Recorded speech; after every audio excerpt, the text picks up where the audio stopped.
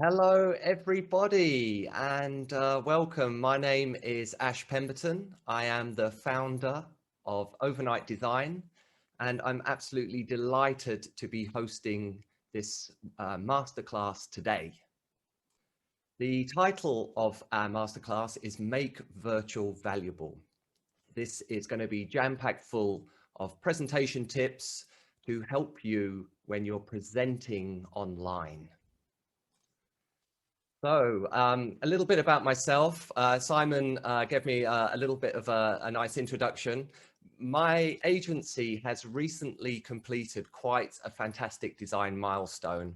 We have completed 1 million PowerPoint slides. We've been designing for over 10 years for some of the biggest and best brands in the world. And to be honest, I couldn't have done it without this very happy, smiley team that you can see on the screen right now. They are my PowerPoint designers. That's my Chiang Mai design team. So very happy to give them a little shout out on today's call. So a slide possibly that Simon didn't expect to see because he didn't know this one was coming up, but this is just to introduce you to the three of us. Obviously you have me hosting, then we have our guest speaker, Lee Warren, but I did want to actually say a special thank you to Simon, who's put a tremendous amount of work to put this one together. Like he said, he was auditioning and interviewing to find someone that could really teach us some brilliant online techniques and tricks. So thank you very much, Simon, and thank you for moderating. As he mentioned earlier, if you have any questions or comments, please drop them into the chat window. And then Simon will collate them and bring them to the attention of Lee as and when the opportunity arises.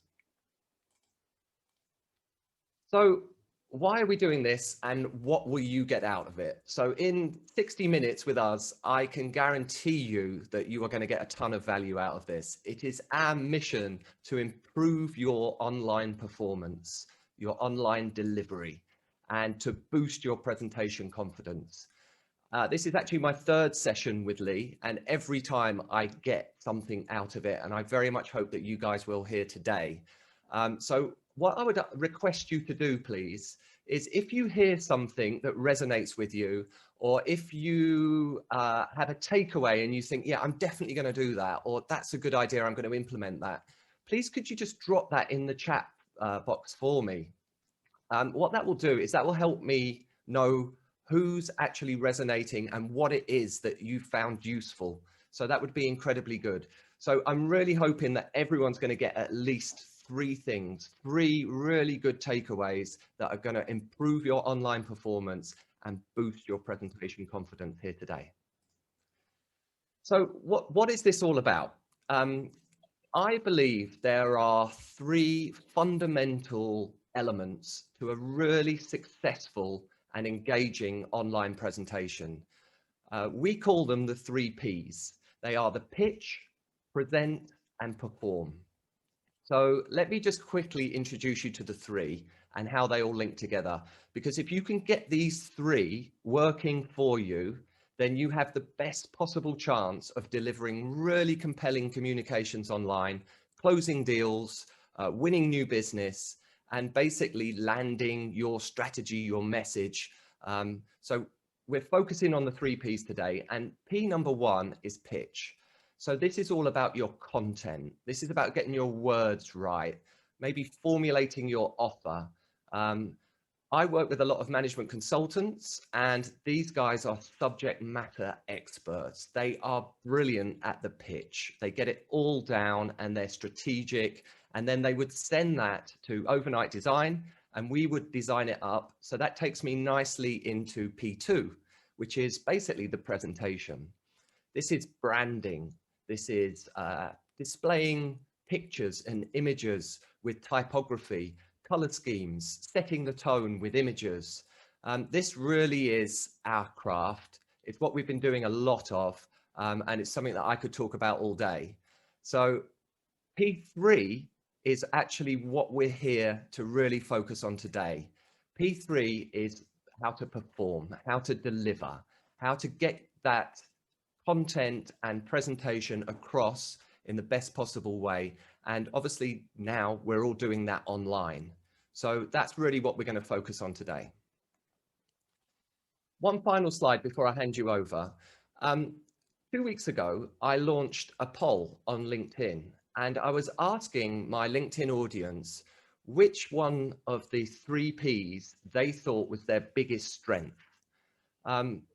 It didn't really surprise me, bearing in mind of my audience, that just under half actually thought it was the presentation. I have a lot of designers in my LinkedIn network, in fact, quite a lot of presentation designers. So to receive half of the poll to say that, I think was what I was expecting.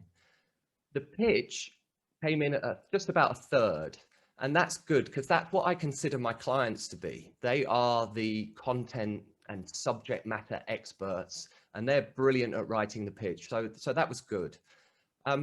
What then I concluded was from the performance, which came in at 21%, was not so much the number, because I knew it would be less. I didn't know how much less, but what I really concluded was there were 3 of my clients that had selected the performance. And I've been working with these 3 for up to 10 years, some of them. And I know that they are absolutely brilliant at the pitch.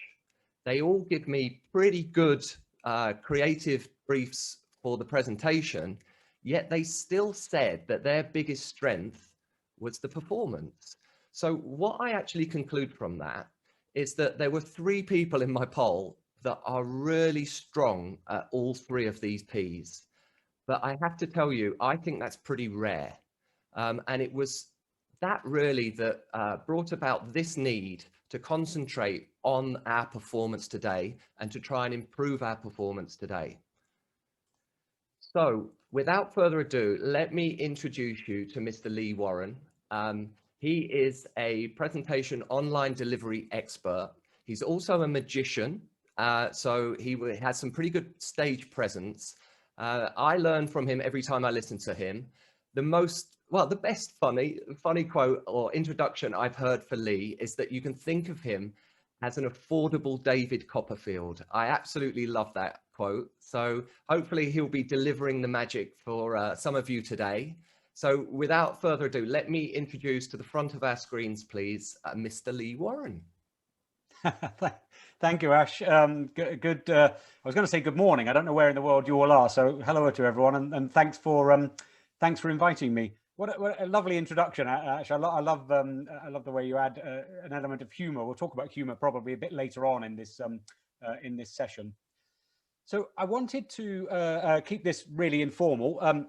I'm going to throw out a few ideas for everyone, as both Simon and Ash have mentioned already. Please ask questions as we go. I'm really happy to take questions, and Ash and I will be in conversation as we go through some of the ideas that we've got today. I've heard all my stuff before. I know what I'm going to say. So the questions actually in many ways are the most interesting part of a session for me. Just before we think about, being a confident, compelling, credible presenter online, I think it's quite important to take a step back and look at some of the differences between virtual delivery, virtual presentations and pitches, and what used to happen in speech marks the real world. And I think there are a few mistakes people are making in terms of addressing being a virtual presenter, an online presenter. Since March last year, obviously my coaching and working with clients in terms of being credible and compelling online has gone through the roof. Of course, there's been a huge demand for that. And what I've seen really is I've seen people making a couple of mistakes. And this is most of my work is at leadership level. So this sort of applies at all levels of an organization. And this applies, I think, equally, whether you're communicating internally or whether you're communicating, whether you're client facing, whether you're pitching and presenting to clients and prospective clients. And the first big mistake, I think, is a lot of people sort of taking what they used to do in the real world and trying to cram all of that down a camera lens, right? So taking all of the stuff you used to do and just trying to make all of that work online somehow. And I think that's a big mistake. And that leads us to the second mistake, which is failing to embrace all of the possibilities of the virtual environment, because there are so many things we can do now. There's never been a better time to be selling and pitching to clients, for example. There are no gatekeepers anymore. People are at home waiting for video conferencing software to launch. There's no meeting room problems. There are no transport problems. So there are some things really to embrace. But also in terms of how we engage with people, how we build rapport with people, the amount of time we have to spend with people, there are some real possibilities in the virtual environment, which I think we should all be embracing. So that's some context I wanted to give before we get into the main content. And Ash, I'll just give you one more idea, and then I'll just ask Ash for any thoughts as well. Ash mentioned 3 Ps at the beginning of our session today, and I've got 3 Ps as well. They're slightly different Ps. But I think in terms of confidence, in terms of coming across in a way that really engages other people, in terms of coming across in a way that's memorable, that's compelling to other people, so much of this comes from what you do before you arrive on a video screen to other people, before you arrive in somebody else's laptop. And there are 3 words that I use for myself and I use with clients again and again and again, just before you even start talking, which I think are really crucial. And the first one is this one. It's the word plan, right? The word plan. And what I mean by plan is, obviously you've got to have a plan for all your communications, but to think really specifically, why am I engaging with people face to face, camera to camera, microphone to microphone? Why am I doing that instead of just emailing someone, instead of just sending a brochure, or instead of just directing people to a website? In other words, what specifically can I do in this medium where people see my face, see my hands, hear my voice? What can I do in this medium that I can't do with other forms of communication?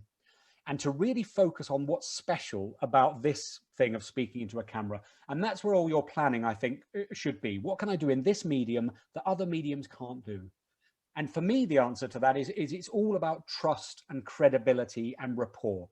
You can do all sorts of things in this medium that are so much harder to do with a website or just by sending people an email. And one of the questions I get clients to focus on again and again in terms of planning is to ask this question and to answer it. What do I want my audience to do as a result of this presentation, right? What do I want them to actually do? What physical actions do I want them to take? So for example, if you're pitching, let's say, to a prospective client, a lot of my work is in terms of sales and engaging prospects. A lot of clients say to me, well, our pitch is about giving information. It's about telling people about us and our service and what we offer. Well, if you think about it really carefully, this medium, speaking to people seeing your face, seeing your eyes, it's quite a bad way of giving information. People forget half of what you said. They make judgments based on how they feel about you. But it's a brilliant way of affecting people with information. It's a brilliant way of getting engagement with the information. It's a brilliant way of getting trust with the information. So if you were presenting to a client, instead of saying, well, I just want to tell them about ourselves, I would say, okay, well, what will they do if you've told them about yourself? What would the audience actually do? And then people often say, oh, well, they'd agree to a second meeting, or they'd agree to refer my message internally. Ah, well, that's your goal. That's where you want to aim at. So in fact, your pitch or your presentation isn't about just giving people information. It's about using information to get a second meeting. So you become very clear on what your plan is. The second P is this one, which is prepare. Of course, you've got to do some preparation. And preparation here really is the digital equivalent of what we used to do in the real world, which is we used to put on a nice shirt or wear a really nice pair of shoes and make sure we turned up to meeting rooms on time. So digitally, we have to do versions of that. And obviously, a lot of that's about software. It's about getting really comfortable with the software you're going to be using. It's about restarting your computer an hour before you go to make sure there's no memory lags and so on. But it's also about being prepared for things that are going to go wrong, because things are going to go wrong. They go wrong almost every time that we present. So really having a good checklist for yourself. What can go wrong and how am I going to deal with it? And it's also being prepared in terms of what do you send in advance of meetings? What do your invitations sound like? Are they compelling and interesting? What are you going to ask people to do during the meeting? What will you do if they don't do those things? So you really need to be solidly prepared in order to present online. And I think it's true to say much more prepared than we ever used to have to be, speech marks, in the real world. And then the third P is the presentation itself. And that's what we're going to spend the rest of our time talking about. And I've got 6 letters beginning with E for you. But Ash, have you got any thoughts about that? Yeah, actually, Lee, I wonder, how do you feel about asking the audience a question at the start and then asking them the same question at the very end, so that you can see if your presentation or your content has actually changed anything, changed the way they're thinking. And I just have one example of a consultant that I did some slide design for, and she asked a really provocative question. She said, how many of you want to fail? She was talking to a group of Thai students. And at the start, none of them said they wanted to fail. And then she talked about failure being a really important step to growth and to success. And then asked that same question at the end, and not many, but a handful then said, yeah, actually, I'm quite happy to fail now. So I just wonder what you think about polling and questioning, but particularly the same question at the start and the finish. I think that's a great question in itself, actually, and there's a couple of things to say there. So the first is, particularly if you're in a, if you like, an informational or a training sort of environment, rather than a pitch or just a presentation environment, I think that's ideal. Actually, it's a lovely technique. But a broader answer to this is anything you can do, and we'll talk about this right near the end of our time together when we look very briefly at the structure of a good presentation. I should mention, by the way, I forgot to mention it earlier, a lot of this is based on my book. I'm very proud of my book called The Busy Person's Guide to Great Presenting, available in all good bookshops and most rubbish ones. But there's a good structure, and a great structure for a presentation always has what I call a hook at the beginning. So something that gets an audience's attention straight away. One of the things that's very important to understand about the online environment is that everybody online has the attention span of a 3-year-old and the memory of a 90-year-old. Right? This is what we're dealing with. One of the biggest challenges that we face in terms of delivering stuff online is getting and keeping people's attention. So asking an audience questions at the beginning. Yeah, sorry, Lee, sorry to interrupt you in mid-flow there. Just a question come through, just going back to about sort of being prepared and preparedness, etc. The question is basically, what does over-prepared look like, and what does it look and sound like? Great. What a great question. Can I just finish that other thought? Otherwise, I'll forget, because I'm getting on in years now and I forget things easily, right? So just to finish the point about Ash's question is using questions, using provocative statements sometimes, or intriguing statements at the beginning of a presentation is a great tool. The one thing I'd warn against is asking rhetorical questions works really well. In other words, questions where you don't need people to speak, or you're not waiting for a response in order to continue. You have to be a very experienced and a very confident presenter to ask a question right at the beginning that you need the answer to, because that can derail what you'd planned to do very easily. So rhetorical questions, or questions where people type their answers in the chat bar, or where they click a poll button, that works really well. But keep control, right? Make sure you keep control. So in terms of being over-prepared, what over-prepared looks and sounds like is people sounding robotic. So people who've memorized a script word for word, and stuff like that. It feels inauthentic. It feels like there's no connection. However, I have never yet met someone who is over-prepared. If you use the word prepared correctly, which is being ready for anything, right? What I have met many times in my career is a client who says, I don't want to do this rehearsal and preparation because I'm better in the moment. I can tell you, hand on heart, I have been, so in the real world, I walk on stages every day. I've done more than 5,000 presentations. I've spoken to hundreds of thousands of people. I have never, ever been over-prepared, and I have never been better in the moment.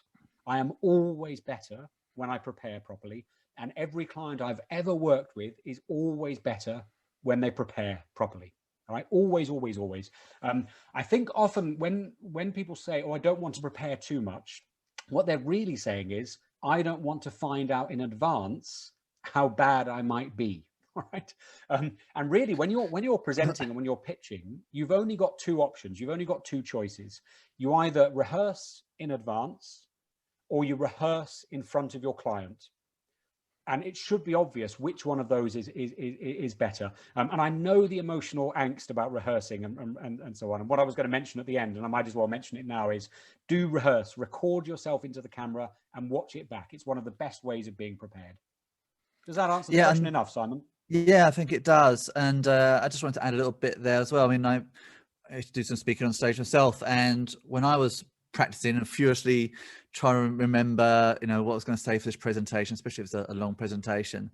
One of the things that I learned, and I think I probably learned it the hard way, was when I was practicing, when I mumbled or got something wrong, not to stop and redo it, because in the real world, you can't actually do that. So if you make a mistake, say, oh, actually, I didn't mean to say that. Oh, I said something wrong there, or I didn't need to cover that now, and deal with that as you would do in the real world, because actually that is actually sort of practicing, right? And I just wondered if you had any thoughts or comments on that.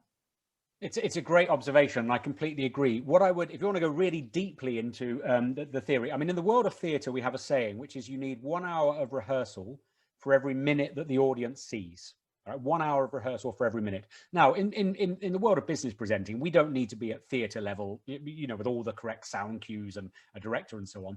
But we do need a bit more than you might think. And if you were to ask almost anybody who are the best business presenters of the last few decades, Steve Jobs would be up in the top 3 for almost everybody, right? I mean, those presentations were astonishing. And he used to devote 7 days full time to most of those presentations. And of course he did, because, millions of dollars of stock is riding on the success of those presentations. But if you watch them, they don't look over prepared. They look prepared, but they don't look over prepared. And you need to spend a bit of time, and you feel much more confident when you're doing that. One thing I'd do is I'd make a distinction between practice and rehearsal, actually. And when I work with clients, I'd try and be quite clear on this. So an easy way to think about this is if you think of playing a musical instrument, practicing means going over the notes and the music to make sure that you get the notes right. And practice, you do stop sometimes. You say, oh, I need to do that bar again, or I need to set the metronome or whatever. Rehearsal is saying I start at the first note and I get to the end of the last note with no stopping. So for me, there's a distinction between, so practice is sort of sitting down, looking at a few slides, saying, oh, I might say this here, I might say that there. Rehearsal is saying, I've got 20 minutes, I start the timer, I talk, I show my slides for 20 minutes, and then I watch that back, but without stopping. And in case it helps anybody on the call, audiences don't mind mistakes. They quite like them. I know that sounds like a strange thing, but if you come back to this idea I mentioned at the beginning, this is all about engagement and trust and credibility. And we don't want to watch a robot. We like humans. We don't mind someone saying, oh, sorry, I forgot a slide. Let me go back to slide 3. Or we don't mind somebody at the end saying, oh, I forgot to tell you my, my best bit or my favorite joke or whatever. We don't mind that at all. We like dealing with humans. Yeah, great answer. Actually, can I have a question that's come through? Sure. There's a couple observations / questions, and they're about body language. And there's some questions about the use of hands, and I think they can already see your magician's hands at work there, Lee. So any comments on that? Can I think I'm going to cover that anyway. I just want to get through, because I mentioned 6 letters, sure. 6 letters beginning with E. Let me do that, because I think we're going to cover that when we get to the one called energy, if that's all right. Ash, have you got anything you want to say before we carry on? No, Lee, I'm very keen to press on. Thank you. Great, cool. Okay, so let's look at these. It's a really handy structure. This I found this incredibly useful in my own presenting, and with lots of people I've worked with as well. 6 letters that begin with E that cover pretty much everything you need to think about to come across. Assuming you've got your pitch right, you know what your message is, and so on, to come across really well in the online environment and to be really set up well. So the first one is the word environment. This is the very first one, and I think if you come back to the idea again that this is all about emotional connection, right? This is all about how people feel about us in many ways. The environment really matters because it says something about you. Now, very few people are sitting there and really consciously analyzing every element of your environment, but subconsciously, emotionally, they'll feel, if you get this right, oh, okay, I'm in good hands here. This person knows what they're doing. This person is prepared. So a few very obvious things. Your environment is obviously what's behind you, the setup, the physical setup. So I've got behind me, it's slightly blurred, so you don't get too distracted by trying to read book titles. But I've got what a lot of people call the politician's bookcase. Now they're real books, by the way. I get very offended when people ask me if they're real. I love books. But the reason I've done that is not just because it looks nice. It's also because my product is knowledge, it's content. So the bookcase behind me is consistent with that brand feel, if you like. All right, I want to send something that's consistent with my brand. Now, that's not to say a bookcase is the only option. I'll ask Ash in a second about his virtual background, because virtual backgrounds work really well. But for instance, a really nice, clean, organized kitchen might be fine if that's your style, if that's your brand. What I strongly recommend is that you don't have conflicting environments. In other words, don't have a kitchen with a bookcase in it, because you're sending two different messages. So that's a very basic idea. But when you watch yourself back, if you follow this thing, rehearse yourself, record it and watch it back, look out for things that might not be immediately obvious. So for example, I've got here a white wall in my office, and this is quite boring on its own. So I've just done a couple of things for our session today. I've put a little pot plant, just slightly breaking up that edge. And I've got a light. I put a light on the floor shining onto the wall just to make it a little bit more visually interesting. So again, this is the virtual equivalent of walking into a room and plugging in your laptop, making sure the laptop is nice looking on the table. You don't want that looking scruffy or whatever. So I've tried to do that to the environment. Just before I go on, let me just ask Ash quickly, you've made a decision with this delightful virtual background. I really love it. What was your thinking behind that instead of a speech marks real space? Yeah, for me, that's a really topical question, because I love your setup, and I probably would choose to have that for myself. But where I work, my home space is basically like a conservatory. It's a glass box to the side of the house. Every single wall is glass. So it's a really nice place to work, but a terrible place to record myself. So I draw the curtains, block out the artificial light, I use a green screen. But as you probably saw on the introduction, that allows me to then pull up my graphics, and I can use my virtual backgrounds as I would use PowerPoint slides. So for me, that's the solution. But honestly, I would have a genuine nice wall if I had one. Great, good, thanks. I think that'll be useful for many people listening in, because there's no perfect answer to this, or right or wrong. And I suspect with a lot of the online delivery tech, we're probably at the stage, we used to be at with PowerPoint, with early stage clip art and animations and things. I think a lot of this is going to evolve and change very quickly. Anyway, so let's assume you've got your background, the space you're in, right? Environment also is really dictated by lighting. Lighting is so important. I can't overestimate how important it is. And a few basic things here. And I know a year into this, I shouldn't need to be saying this out loud, but still so many people get this wrong. So first of all, you must have light behind whatever lens you're speaking into. So wherever your camera is, you must have light behind that lens falling onto your face. I've got that set up today, and let me just show you what it looks like. If I just rely on natural daylight and don't have any artificial light falling on me, let me just show you how different, just checking on the corner of my eye, different this looks. So you can see that the natural daylight is throwing all sorts of horrible shadows. Some of you might prefer seeing less of me, of course, but it just doesn't look as nice. If I put the lights back on, my camera likes it more. It's a fuller image. It's a more pleasant image to look at, and it sort of pops slightly. So this can be a simple table lamp, or you can go all out and invest in some really serious tech if you like. I've got a list of the stuff I've used in this session today that I think Ash will be sending out to you after our session. So some light behind the lens falling on your face. And then where you place the lens is important. And ideally you want it at about eye level or slightly higher than eye level. I think we've all seen far too many nostrils this year with people looking down into their lens. But this level sort of feels very much like you're in contact with the people you're speaking to through the lens. So that's important in terms of environment. Two other things, physically where you are in the frame matters. So I think ideally you want to be roughly in the center of the frame. You want to get in the habit of not moving around too much. You don't want to be really distracting. A little bit of movement is nice, but not too much. So roughly in the center as often as you can. And then the last thing to say about environment, which is the perhaps not so obvious, but I think it is the single most important thing, is the sound quality. If everything else fails in a conference call, in a pitch situation, the sound is most likely to continue. And if people, if it's an easy sound to listen to, you get a lot more instant sort of credibility and you feel more confident in yourself.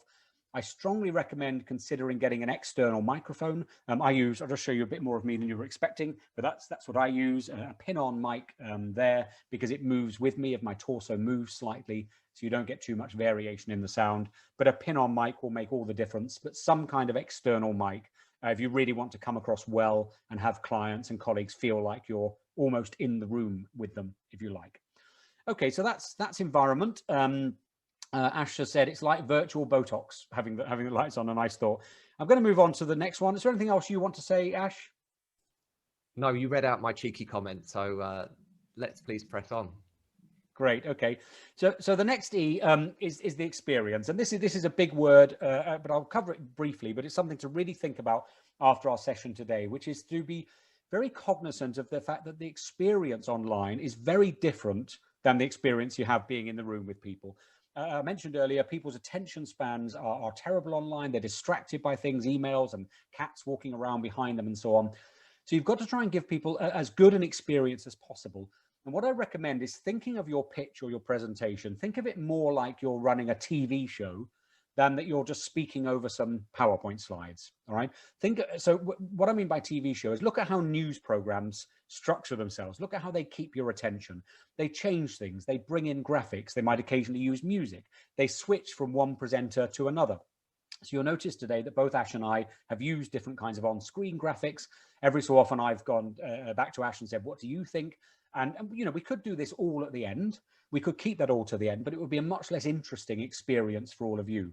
You can go all out in terms of the experience, and you can send things in advance so that people physically have something with them during your pitch or your presentation to give them a better experience. But take a step back and ask yourself, is what I'm going to deliver online, is this really a good experience for people? Or is it just someone talking, you know, in a monotone and it's like a really boring radio program in the background? On the note of experience, it's probably a good time to talk about slides because we've hardly used any so far. And I think slides are great things to use. I must give one warning in advance. When we tried this in a little tech run, my sound cut out when I did this and I have no idea why. It didn't happen this morning. It might happen again. If it happens, I'll just ask Ash to cover for me while I get sound back. But if I show you, I'm just going to show you a couple of examples of slides. What far too many people are doing is they're bringing up sort of single slides and then talking over them for ages and ages, static slides. I strongly recommend that you don't do that. And instead think of something like this, which is that using slides helps keep people interested, but if things are moving, because change helps to keep people interested. So in other words, switch from slide to slide fairly swiftly, have things moving on the slides. By the way, Ash made these slides for me. I sent him just some ideas and he came up with these genius things literally overnight, being very consistent. And then of course, think about changing, you know, possibly the format. So you might move away from just text in terms of having some variety. And again, I've mentioned already, think like a TV show wherever you can, so that you're having things moving, having things changing, bringing in colors, bringing in different ideas. Okay, I'm going to come back to the third E now, or come to the third E. What I need to do is, Ash, could you just say something for me, just so I know that I've still got audio? Sure. Yeah. Hopefully you. Great. Still got audio. I can hear you. That all worked. Thank you very much. Is there anything you? By the way, this is your area of expertise, Ash, and you are brilliant at it. Is there anything extra you want to say about slides while we're on that topic? Sure. I really like the way that you've said mix up the format and think of it like a TV show. So that means bringing in slides, cutting to speakers, going to and fro, maybe even recaps. You know, like in American TV shows, it is annoying when they take commercial breaks and they keep repeating, but that is a really effective way of kind of keeping suspense and delivering a message. So that's really my big takeaway there. Quick question on that. What about pre-recorded video? What do you think? Video is great if you bring video in. I mean, obviously, a phrase I have for myself is every button I have to press increases the chance of chaos, right? And of course, this was true even in again the pre-COVID times. I mean, in a conference room, audio-visual people, their hearts would sink if you said, "I've got a video in my PowerPoint slides to play." So obviously there's a risk. However, it can be a brilliant tool if you can make it work and you're confident it's going to work. Bring in some video, switch to video instead of just talking. That can work really well. And also on that note, of course, if you're going all out on this, I mean, if you've got a really important, like a big town hall presentation, or this is the client of your dreams and you really want to make it work, then you might consider getting an external producer in. So as well as coming to someone like you to make astonishing slides, get someone in who's actually in charge of switching from presenter to presenter, switching from presenter to video, get someone else to do all that tech for you, because it'll take so much stress off you and it'll make it look fabulous as well. And just a question on the related topic. Is there an argument for actually pre-recording the whole material? Me and Ash were both on a big sort of global meeting. Probably 200 people on that call. I think it was maybe back in December, and it was an absolute shambles. A whole host of technical problems, nothing to do with us. We were just guests on that particular event, but it just totally destroyed that entire event. And I just wonder, is there an argument for actually pre-recording the whole? Also, we're live here, but live, as you say, does have an element of risk about it. I think there is an argument for doing it. My non-scientific instinctive answer is the arguments for not pre-recording are stronger. Somehow I think both the presenters and the audience, they can sort of feel when it's live and when it's not. And I can't tell you how they can feel it, but they can. Also this thing of, being able to deal with instant questions or instant interruptions, or something magical might have happened in the news that morning that your pitch or presentation can refer to. So personally, I'm happy-ish to take the risks of things being live, and as a presenter I prefer it. There's something about, oh, we're going live now, that makes me better somehow, and I don't quite know how that is. Great, thanks. Okay, so let me just move on for a couple of other E's, and then take a couple of other questions, just so we make sure we get through all the important content today. So I's is the next one I brought up, and this we can deal with very quickly, but I's are important. So the single biggest tip here, and again, I can't believe so many people are still getting this wrong, is you have to get used to looking into the lens, not at yourself, and not constantly looking for feedback from text or from audiences' reactions. And it's a bit of a habit you have to train yourself into. So I'm looking into the lens now. I'm not looking at myself or any of the people attending this call. If I go down here, which is my instinct, because I can see myself in my peripheral vision, if I look down here, this looks natural to me, this feels great to me, but to you watching this probably feels like I've just lost interest in you, or I'm reading some notes or something. If I come back to the lens, this feels a little bit strange to me. I've got used to it now, but it used to feel strange. But to you, this probably is a much more satisfying experience. So really, you have to practice that. And if it's tough for you, then do something like draw a little smiley face on a Post-it note and stick it next to the lens, or draw an arrow and point to the lens, and really get used to. And again, this is about rehearsing and recording. Get used to speaking into the lens. And then the second thing to say about eyes is it sort of matters where they are, really, I think, in the screen. And ideally, you want them somewhere between halfway and 2/3 of the way up the screen, because this means that people will naturally be drawn. It's easy to see them. People will be drawn to them. And coming back to that thing about getting emotional engagement and rapport, the eyes really do matter. So that's a very simple one, eyes. And then our fourth of our 6 E's is engagement. And if you come back to the idea that being online is so much about getting and keeping people's attention, how you engage them really matters. So again, you might do a bit of what both of us have done today, which is using different kinds of graphics, switching between presenters. This helps to keep people engaged. But you also, and I think you should, ask people to get involved. So this can be polls and surveys. This can be doing what we're doing today, type questions into the chat bar. This might be switching a bit if you're in more of a pitch situation rather than a masterclass situation. You might switch between you presenting for 4 minutes and then saying, okay, we're going to take questions for a couple of minutes, unmute yourselves and ask questions, and then we'll come back. You can do all sorts of stuff like that. You can send things in advance, physical things in advance, and you can say, okay, if you wouldn't mind, we sent you an envelope, open the envelope now, and there's a brochure inside, turn to page 4 of our brochure, and here's where our delivery model is outlined. Anything like that that gets people involved, gets people engaged. Really focus on engagement when you're preparing your next online pitch or presentation. I've got 2 more E's to get through, but Ash, have you got any thoughts or questions? I have indeed, and I can see that Mr. David Nevin is on the call, and he told me about this fantastic tip. There was a presenter that asked everyone to just take 2 minutes away from their screen, run into the kitchen and pick out a household object from the kitchen. And then he produced his training and his script around the objects that everyone was holding up on the video call. I mean, you've got to be talented to be able to do that. But I just thought that was such a beautiful idea to get people away from their screens and to kind of like involve everyone and just change the format, going back to what you said earlier. What do you think to that? I think it's brilliant, and I've seen that kind of thing done quite a lot, certainly in more, if you like, longer either workshop style or training style sessions, because you really do need to change people's physical state and so on. So obviously you have to be a bit cognizant of the time you've got in a 10-minute pitch. You wouldn't do that, but in a 3-hour workshop or interactive session with either colleagues or clients, absolutely do stuff like that. I think it's a great way.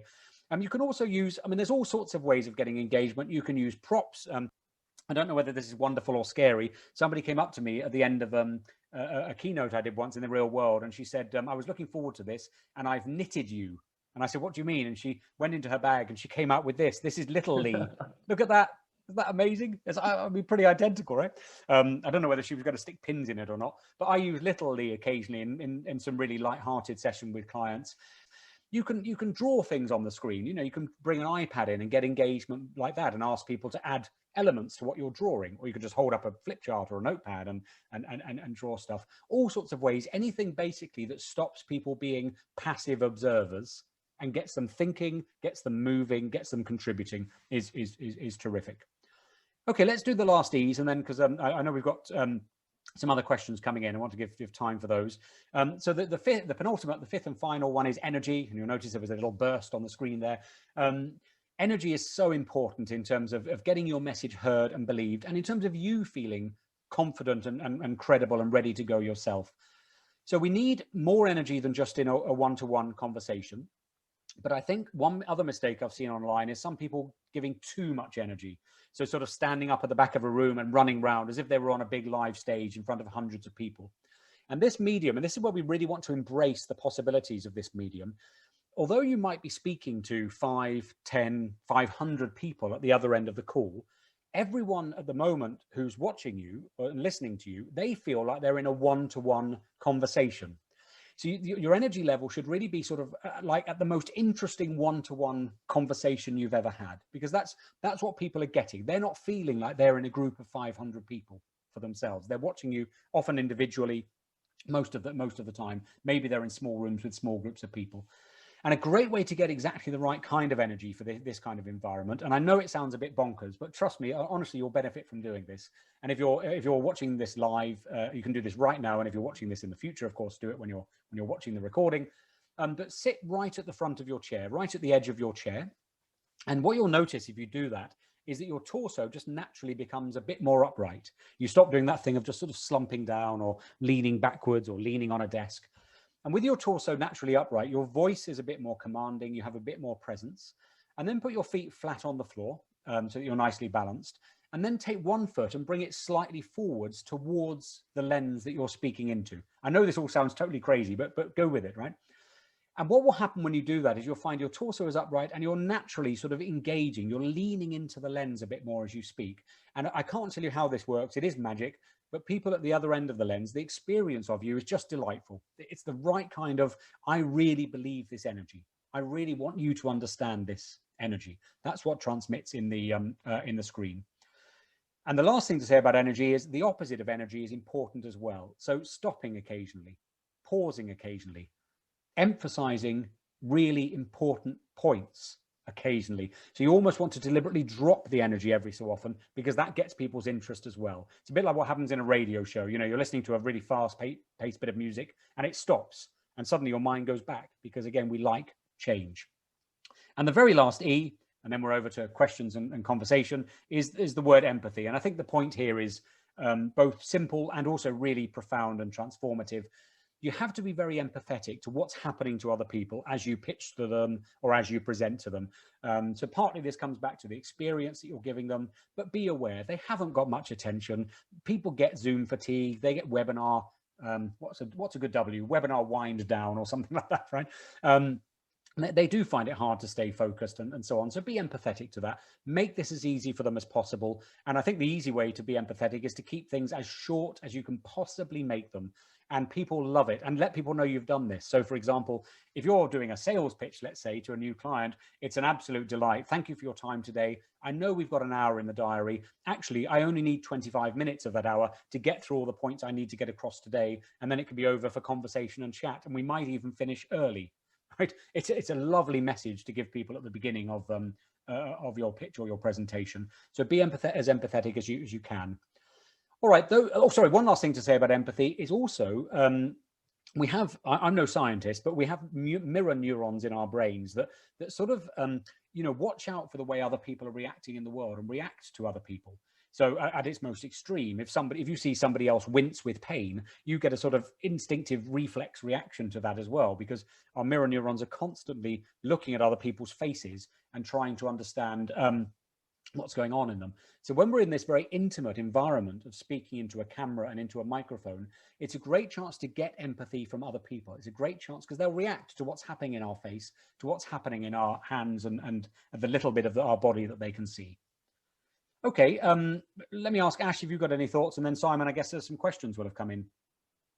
Sure. I want to take everyone back to eyes, because for me, that is the single biggest challenge. I've been working on it so much and it's still not coming naturally to me. When I went to Simon's house, he actually lives in Chiang Mai too. He put a post-it note on his actual webcam with a hand-drawn arrow saying, "Look at this camera." I tried that. It still doesn't work. You know, I've got my laptop screen there. I've got everything going on. It's just so tempting to look away to the camera. So there's just one little tip that Simon actually pushed at me today. And he said, put the post-it note in the middle of your screen. So you're actually blocking the face that you would normally be looking at and looking straight down the camera, because it makes a tremendous difference. It really does. So that's kind of like my big one tip that actually I took from you that Simon's reinforcing too. Great, that's a brilliant tip. Thank you. That's even better, isn't it? So Simon, have any questions come in? Yeah, we've got a few questions coming. Just on that point, I remember you, Ash, actually laughing at me when you saw my little white circular sticker on my iPhone.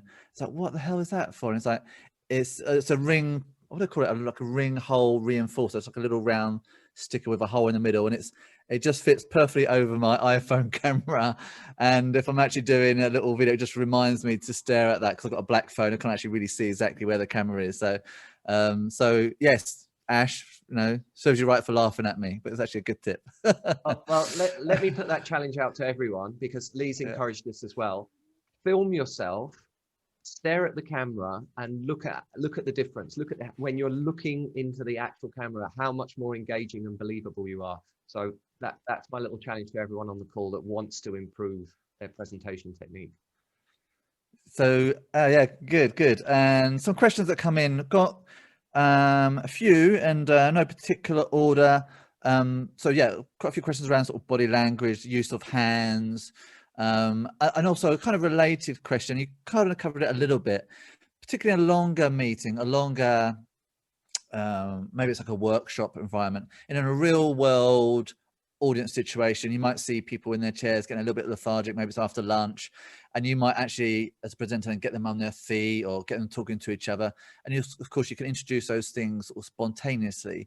So what is the online equivalent of that? I know we talked about this little kitchen story, but any other sort of suggestions or thoughts? Yeah, there are lots of different ways of getting people sort of awake and active and engaged. I do think it's really important to be, everything in your pitch or presentation is for the benefit of the audience, right? And literally everything. So you've got to really do the, and this is slightly outside the scope of this session today, but you've got to really do the work of understanding the audience, knowing who the audience are, what are their priorities, what state are they in, and so on. And within those constraints, obviously, there'll be cultural differences between different audience members. Some things will work well in some cultures and will be a disaster in others. So you've got to be a bit aware of that as well. And also, I think you've got to be very clear about what you're allowed to do as the person pitching or presenting. So, for example, if you're in an environment where you've got a prospective client and you're essentially pitching your service or your product to the prospective client, you don't really have a lot of control or permission to get them to do things like stand up and wave their arms and move around. That's very different. However, if you're doing a big keynote or a big town hall presentation, let's say, so if I, as a keynote speaker, am invited to do something motivational for a company, I absolutely have permission to say to everybody, great, let's do some stuff that you probably haven't done all day. So I think you've got to be a little aware of the limitations of different formats and the opportunities within different formats. But even within the limitations, there are great ways, asking sometimes asking a provocative question, telling an intriguing story, relaying a good anecdote or a case study or a testimonial, and asking people to contribute their thoughts to that. That's also a way of just changing their state. And if you've got a 20-minute pitch or presentation, you haven't got a lot of time for really out there interaction, but you just want to add little elements of it as much as you can. So I hope that answers the point enough. There was, I think Simon, a subsidiary point in what you said about the length of meetings or how to deal with shorter meetings. Is that what you said? Yes, I mean, I think you answered that one well. But that's actually a question that's it's kind of a little bit related. You talked a bit about if it's a pitch sort of situation. So one question is, if it's perhaps a prospect rather than someone you've got a long-standing relationship with, what might be the ratio we should have in the back of our minds in terms of questions and delivering content versus listening and eliciting responses? It's a really, really great question, actually. And people who are brilliant at pitching are often interested as well as being interesting. So I think there has to be a balance. There should be a balance. One mistake I've seen people in a sales environment make with this, though, is sometimes appearing uninformed. So I don't think you should go into it with a "tell me about your business" or "tell me what's keeping you up at night" approach, because it's sort of irritating when people don't have much time. Much more interesting to go in and say, "We've been looking at your business. We think there are 3 things we should probably focus on in this pitch, and they are A and B and C. What do you think about that? Have we got that right? Are there other things?" So that you are asking the same kind of question, but you're coming across in a much more informed way. It doesn't feel like you're wasting people's time so much anymore. One of my very best friends, one of my very oldest friends, he's on a board. He's a chief marketing officer at a firm most people in this call would know the name of. And he told me a terrifying story once about a design agency that came to pitch some ideas to him. And they said, essentially, what we're here today to do is to explore and to find out what's really on your mind and to, anything you like. And he put his pen down and he said, "You've wasted 3 minutes. Are there any more minutes you'd like to waste, or do you want to leave now?" And I mean, what a terrifying story, but it makes a strong point, which is you can't waste people's time, and you really can't do this online. This is why preparation is so important, because minutes online can feel like hours if you don't get them right. Actually, I've got a personally just a little question. What we decided with this particular presentation, we would actually start very, very promptly. I've seen other, but with real world, we know that it will take a few minutes for people to arrive. Some people are going to arrive, 3 or 4 minutes late. It's just the real world nature. What's the, do you go for promptness, or do you just, fill a little bit of time at the start and wait for more people to sort of join in a sort of group environment? There's a couple of great ways to do this. So one is don't start on the hour for 2 reasons. So if you've got a really important pitch, start at 11:05. It does 2 things. First of all, it's an odd time in people's brains, and they are more likely to turn up on time. It just sounds more precise than 11. It's a bit weird. So 11:05. The second benefit you get from that is there isn't that slight bump in traffic on the hour that happens around the world. Everyone's meeting starts on the hour, so you get this weird Wi-Fi thing that happens. 5 minutes later, it's all settled down a bit. But also you can have the benefit of the doubt. So what you can do is, so we did this a little bit at the start of today, had a holding slide with you talking over the holding slide. What I think you don't want to do is sort of clumsily appear to be starting on the hour, but then filling in time until you get to the important stuff. So that's a mistake a lot of people are making. So they're, letting people in at 11 and then say, "Oh, we're still waiting for a few people. How is everyone today? Where are you all at the moment?" And although you can make an argument that's good rapport building stuff, I think you should do that before the official start time. But on the official start time, you can start with your real stuff, start giving people information, but don't make that your most important information. Give a bit of a buffer, and 5 minutes until you get to it, because people will be arriving late. I hope that makes sense as an answer. Yeah, it's a great answer. Are there any other questions, Simon? We've got a few on the slightly more sort of technical side. Quite a few questions, as I knew we would get, regarding how you're physically adding words, kind of overlays to the presentation. I promised a lot of people I would make sure we get this question in there. So perhaps, I don't know if this is a convenient time, or if you want to hold on to this one and deal with it later. No, we're coming very near to the end of our time together. So I think the very quick answer from that for me is I've listed all of the technology I'm using today as a handout for you. And I know Ash will put some of these ideas together to send to everyone. So the quick answer is that'll all be in the handout, and brand names and links to where if you want to buy any of it online. Okay, great. And slightly related, but it's not so technical, is mics in shot, out of shot, big headphones, no headphones. I can see that you aren't, but I have seen you in other meetings where you have. And Ash has been copying me and recently copied my microphone. So I have microphone envy now. Any thoughts or comments on that? Yeah, again, it depends on what you have to be sort of consistent with your brand, consistent with yourself. I use a pin-on mic partly because I like the convenience of it, and partly because I'm a speaker by profession. Most of my clients know me as a speaker, and prospective clients come to me as either a speaker or a coach for speaking. So this sort of suits my brand. If I had an in-shot microphone, it looks a little bit more like I'm either a podcast host or a radio host, so it doesn't suit my brand. However, the quality of many of those microphones is phenomenal, so I recommend using that. It's much better than having them on your laptop. So my sort of slightly vague answer is go with what's comfortable for you and what you think transmits the right message to the people you're trying to influence and convince at the other end of the call. Okay, great, thank you.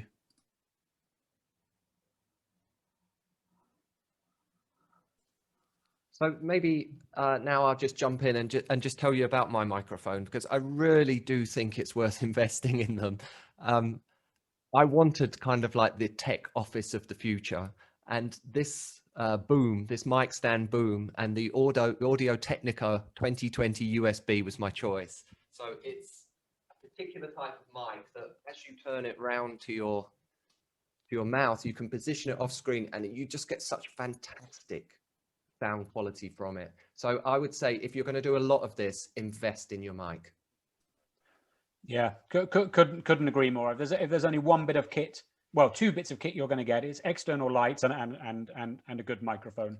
I did a call last week. I was speaking at an event, and again, sort of not my fault. Someone in the world dug up a cable. Most of the video didn't work, so the organisers asked me to turn off video but keep going just with audio, just because the bandwidth wasn't right. And although it wasn't perfect, and it certainly wasn't what I wanted the event to be, it was still serviceable because the quality of the audio coming through was still terrific. So yeah, that's the one thing that will keep you going. I just want to mention one thing we haven't got time today, but I do think it's really important, is part of your preparation is having the right structure for getting a message across in a brief amount of time. And that structure will also be in the stuff. I know you've got that already, Ash.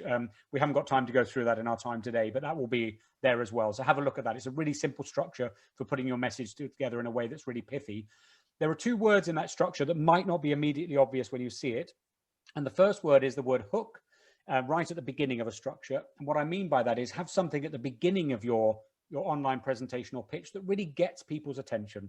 So this might be an interesting visual, it might be a provocative question, it might be an interesting statement. If you're naturally humorous, it might be something humorous, but have something that makes people sort of come away from their emails and bring their mind into your meeting.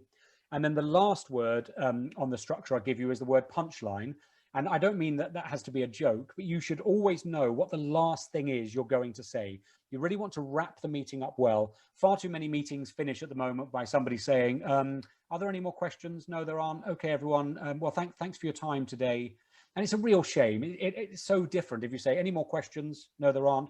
Okay, everyone, thanks for your time. Look, there's one last thought I want to leave you with. ... It's such a brilliant end to an online pitch or presentation. I think that's a really great point. So before we get to that, then, can I just ask people that are actually on the call right now, either if they've got any last sort of questions, get those in quickly, but otherwise, just what was a standout? What was the number one thing that they've got from this presentation? Perhaps there was one particular anecdote, or it might be a tip, maybe on lighting or the eyes. What was the sort of standout? But I'd really be fascinated and interested to hear what you thought. Just while you collate those, Simon, I will leave you with my punchline or my final thought.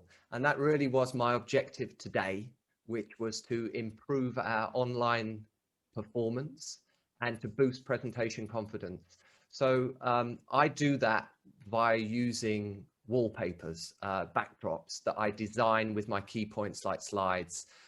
One of my clients once said to me that when she has my slides behind her, it gives her the confidence to know that every time she clicks her button, she's going to see something fantastic, and it's going to really justify her creative, her pitch and her content.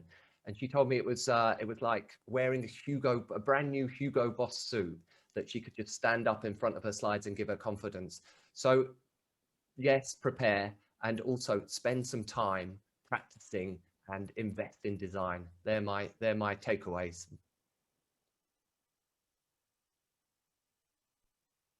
Great. And just to give the answer, I don't know the exact numbers, but yeah, punchline is a really big one. Eyes, a lot of people talk about how important the eyes are.